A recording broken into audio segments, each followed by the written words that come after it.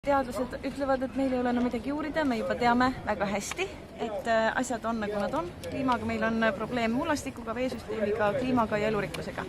Ja nendega tuleb tegeleda praegu, see on täiesti võimalik.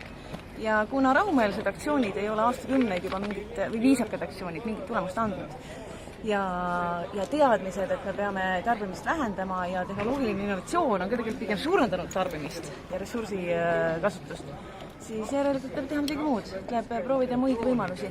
Et kui kellelgi on mõni parem nipp, mida teha, siis palun öelge meile. Meie praegu proovime teha nii-öelda mitte legaalset, aga mitte vägivaldset aktsiooni.